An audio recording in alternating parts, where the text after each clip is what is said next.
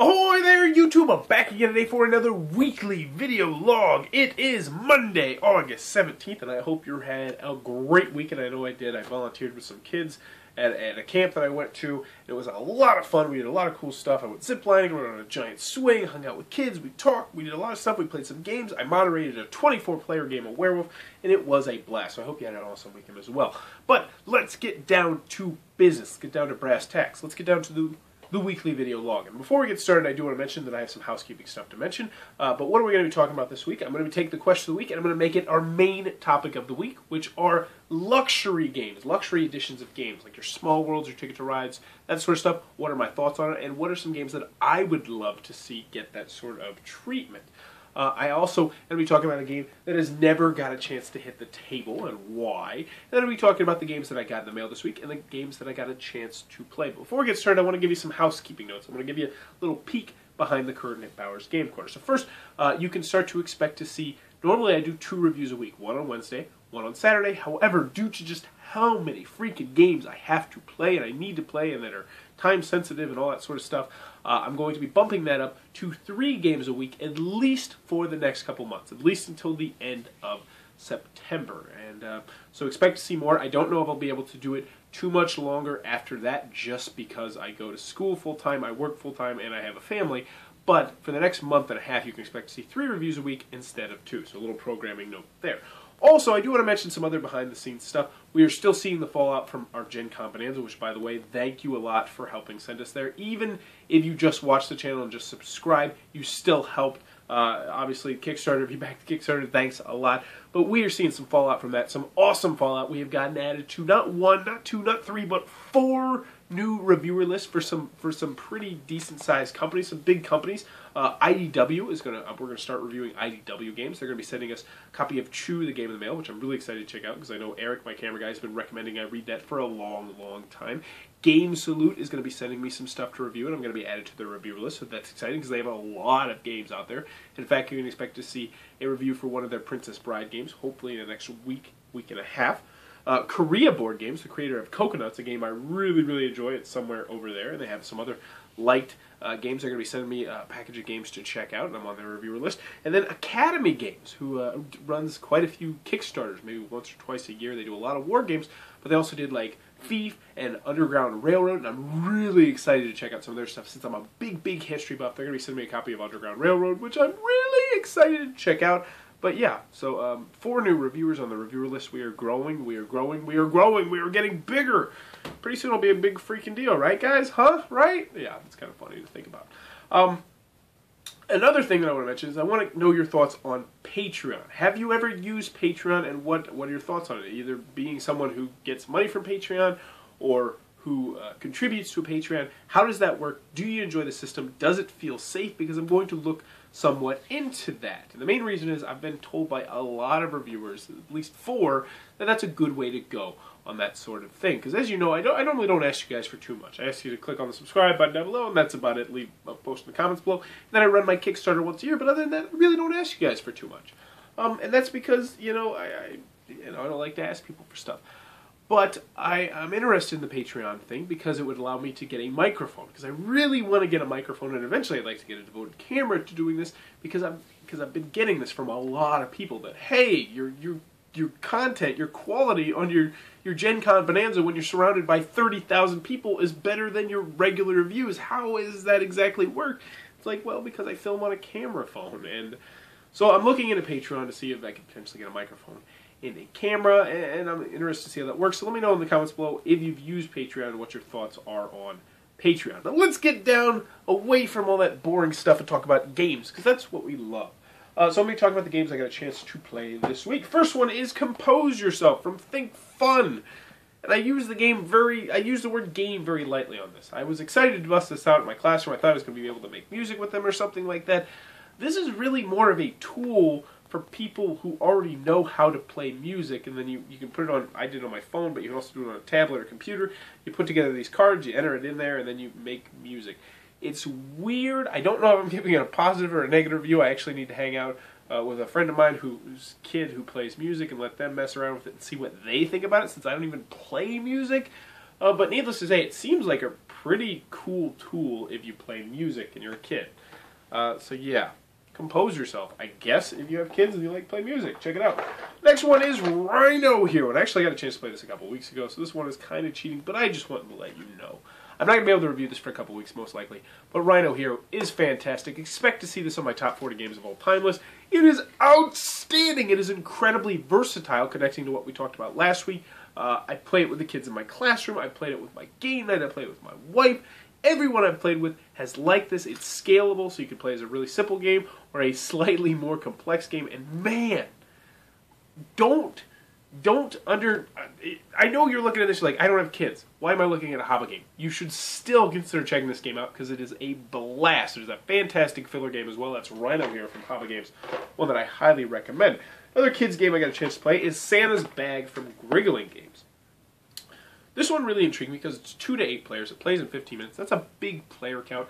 Brought it into my classroom. The kids liked it. Essentially, you're going to be playing as elves, and you're going to be playing as elves, you're going to be building toys, but there's also this cool little trading mechanism where you can trade once per turn with people, and I like that quite a bit. I'm interested to try it with adults, with a full palette of adults, so you probably won't see a review for this until I get a chance to play it with 8 players with just adults and see how that works, see if the trading aspect can make it from, say, a kids/family game to a light filler game, because that would really give this game some legs. I also do love the theme because I am a big holiday buff, but then I know that is going to be a turn off to some people. Another game I got a chance to play this week was With All Due Respect from Party with Marty Games. This is coming to a Kickstarter near you very soon. It is this game, you've seen it before. It's dry erase boards. You're going to be writing down all the people that are playing the game, and then also you can add celebrities down there. So you might say Denzel Washington. And what's going to happen is you're going to be reading cards, and the cards will say various different things like, which player loves our country the most and is the most patriotic? We all got caught robbing a bank. Which player would be the one to rat? Who's most likely to push you down a flight of stairs? Who's most likely to deny a fart? Stuff like that. And then you have these little tokens. You answer it, and you get various different points if you guess who the judge is going to pick. I like it. I think it's fun. I don't think it's reinventing the wheel or anything like that. But honestly, with party games, I don't really feel like you need to reinvent the wheel. But that being said, some people are really going to like it, some people are really going to hate it, but you can expect to see a positive Kickstarter review, from me at least, in the next couple weeks, because I did. I enjoyed it. It was quite a bit of fun.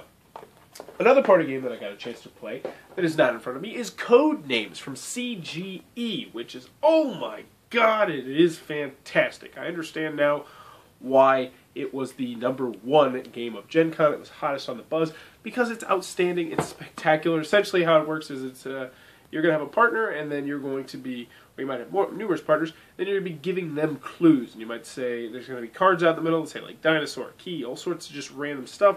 And essentially you're going to have certain code words that you were trying to get them to guess, but the catch is you can only say one word and a number. And it's really hard kind of to explain it without it in front of you, but it's incredibly simple, it's incredibly quick, it's very, very fun, it scales really well, and honestly, I think I really liked it best with 4 players.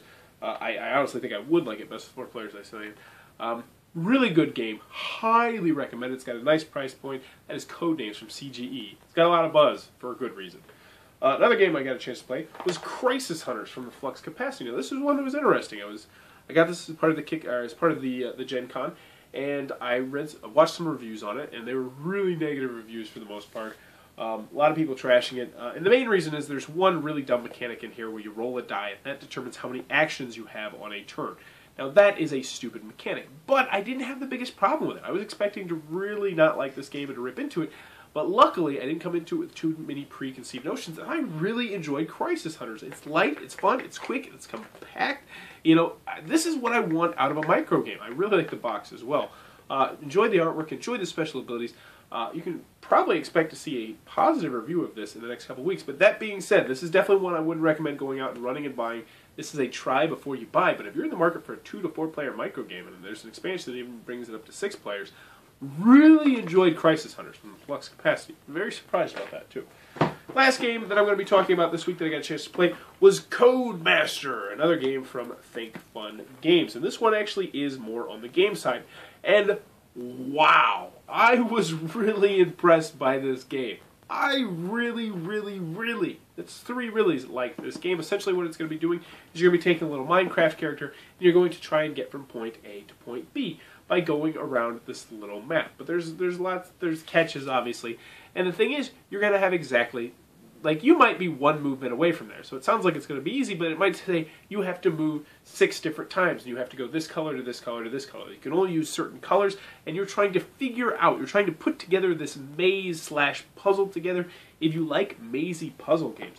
Codemasters is one I definitely can recommend. You can probably expect a review next week of this. Very positive, glowing review. It's also really difficult, too.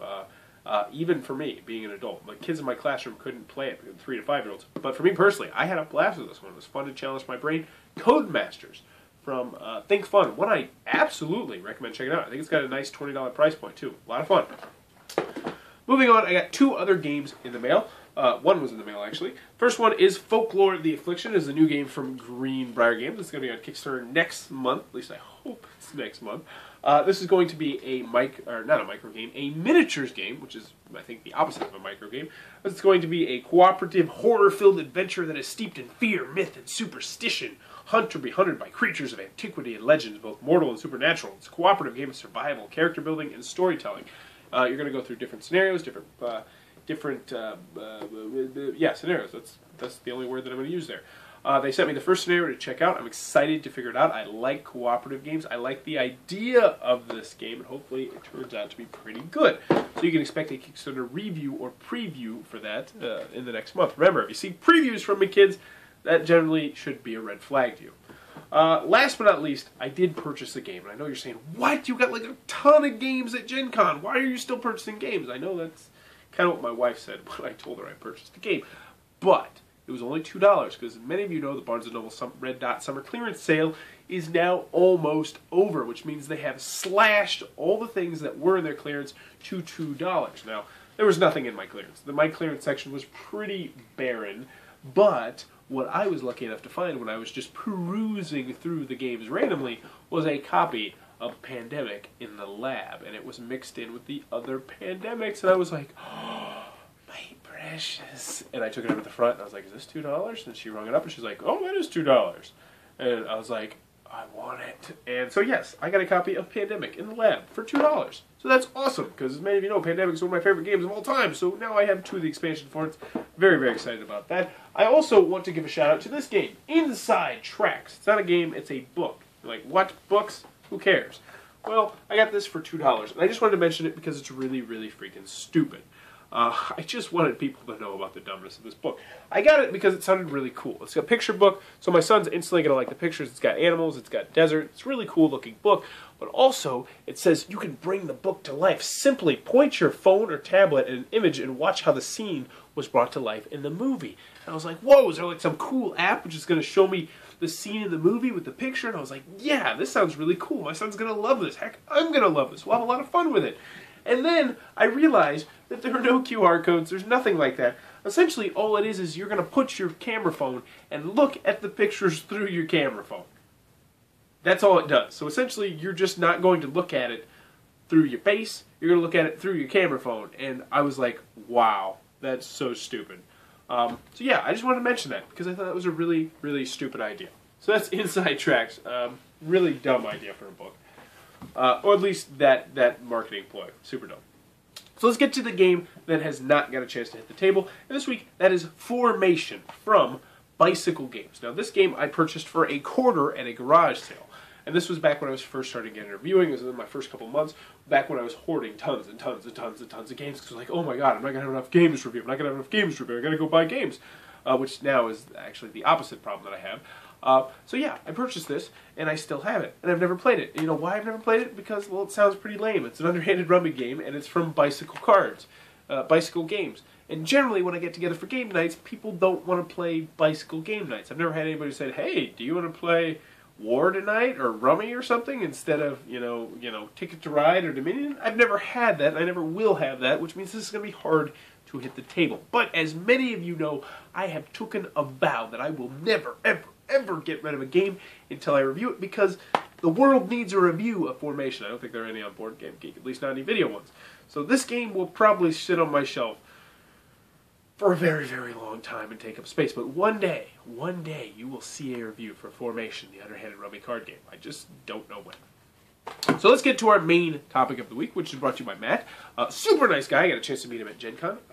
Be sure to check out his YouTube channel. I will post a link below so you can check that out. He also does some reviews. He did a review for Firefly and Zombies, and he did his own impressions on Gen Con, which was really cool. I really enjoyed that. So be sure to check him out. He also does a lot of stuff with Star Wars, or at least he used to. I'm not quite sure about that. But check out his channel. Give him a subscribe. But this week's question of the week, and if you have a question of the week, be sure to post it in the comments below, is what are your thoughts on luxury editions of games? Now, there's only a couple games with it. I know they did one a Power Grid, which was more like actually a downgrade from what I've heard. They had one for Ticket to Ride, which is supposed to be amazing. One for Small World, which is just supposed to be absolutely jaw-droppingly beautiful. I saw Tom Vassell do a review of that. And they're going to have another one for Suro. But what are my thoughts on them? So first and foremost, my thoughts on them are, if you have the money and you have the disposable income, let me rephrase that, the disposable income to buy one, then buy one, by all means. I'm not going to stop you. I think it's a cool idea. Would I rather have Ticket to Ride, or would I rather have Deluxe Ticket to Ride? The answer is, I'd probably have Deluxe Ticket to Ride, because it's really cool. But will I ever own one? The answer is probably no, unless I get sent one as a review copy. And here's the main reason why. First and foremost, I'm not a wealthy man by any stretch of the imagination. We live, for the most part, paycheck to paycheck. Now, it's not terrible. We have a lot of, security nets here and there. So, if our car breaks down or we get an unexpected medical bill, we're not going to get thrown out of our house or anything like that.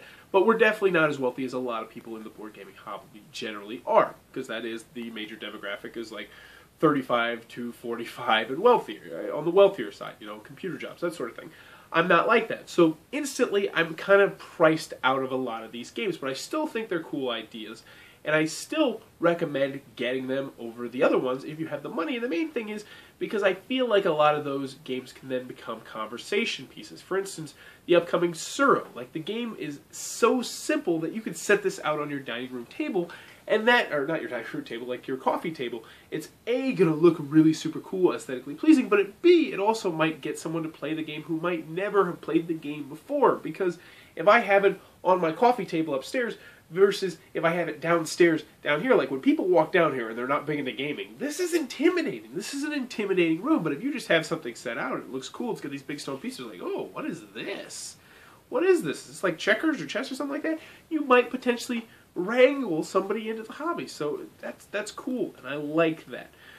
So yes, overall, my thoughts on them are, I think they're a cool idea. Do I think every game needs a treatment? No. The one that I want the most, I will say, obviously Ticket to Ride. I would love the Small World one.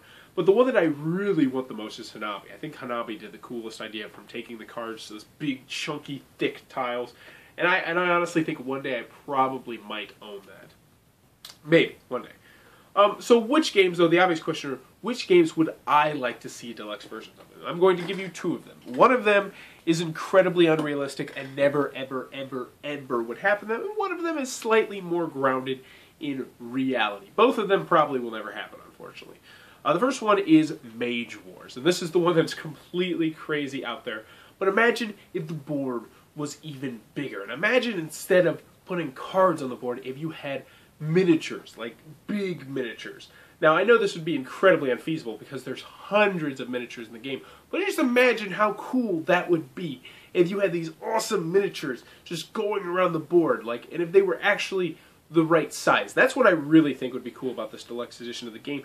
That's one problem that I've always had with miniatures games. You might have a big, bulky, huge, tall guy, then you might have like an elf or something, but generally they're about the same size. And I would love it if they had like a nice mixture of regular miniatures and then also like Cthulhu Wars size miniatures. So essentially, if you had like the giant tree that's planted in an area or something like that, if that actually was a big thing and that could be attacked, that'd be super cool. I don't know how the logistics of it all would work, but I would love to see a Mage Wars with miniatures. It's never going to happen, but man, would that be super cool. But the one that's more grounded in reality would be Pandemic. I would really like to see, and I don't know if it would work with the expansion, but at least for the base game, a Pandemic board that kept track of everything for you. So it completely gets rid of all the cubes, and maybe it has like a little card reader. So essentially how it would work is maybe you would have special cards, maybe they have microchips in them, I don't know, computery stuff. And essentially when you would flip over a card and then normally you'd put like a blue cube on Chicago or something like that, instead you would just scan the card and then like boom, maybe Chicago would light up a little bit. And maybe there'd be 3 spots and then it would start flashing. So maybe it'd have like, you know, some spots on there. So it'd have like one big cube on there. It would show like a cube and then it would just flash slowly. So you know, oh, Chicago's a problem. And then when Chicago had another cube, it'd be, oh, it'd have 2 cubes, and it'd start flashing a little bit faster. And then when it got 3 cubes, oh no, then it'd really start flashing and flashing and flashing and flashing. And then maybe when you scan that final Chicago card, it would make like a cool sound. And then it would have just like webs, just, and then you'd see like the blue cubes just go to Atlanta and all the other cities that are connected, and they would just spread. And it'd have like maybe like some soundtrack, some music going on in the background, and then like you'd have like your outbreak track on the side and go and it'd go down. And I just think it'd be really cool. I don't know the logistics of it. You would have to mass manufacture it, obviously, if you had a cool board like that. I don't know how the board would fold or anything like that, but I think that would be super cool. You would essentially get rid of the all the wooden cubes and all that sort of stuff and just replace it with that. I think it would be amazing, especially if maybe you're in a dimly lit room and you just had all these flashing things that would just add to the sense of urgency. But honestly, if people are paying $100 for a version of Ticket to Ride, I don't see why you couldn't do that for $100. I would love to have that version of Pandemic. And imagine like if you're like on like the last turn and there's like 3 or 4 things that are just flashing and going crazy, and then like even if you could like mix up the light show, so like let's just say that you had 3 on blue, but then like the yellow from Mexico City or something had crossed into there, so you'd have like a light yellow stream going like this, but then you have like the big blue stream, maybe you got a purple cube in there and it's just colors going everywhere. I think that would be really super cool. Z-Man Games, do that. I'll review it. I swear. I'll review it in like 3 days. I'll have that up and around. But that is one that I would really like to see. I think Pandemic with a light-up board would just look absolutely amazing. But let me know in the comments below, what are some games that you would like to see a Luxury Edition, and what kind of Luxury Edition would you like to see of the games? Also, if you just refresh your memory, if you ever use Patreon, let me know in the comments below. Give me your thoughts on Patreon. And if you have a question of the week, be sure to post down in the comments below. But that has been my weekly video log for this week. And as always, I really appreciate your guys' time checking out these videos. Really do love it. I hope to grow, and I hope to take you guys with me.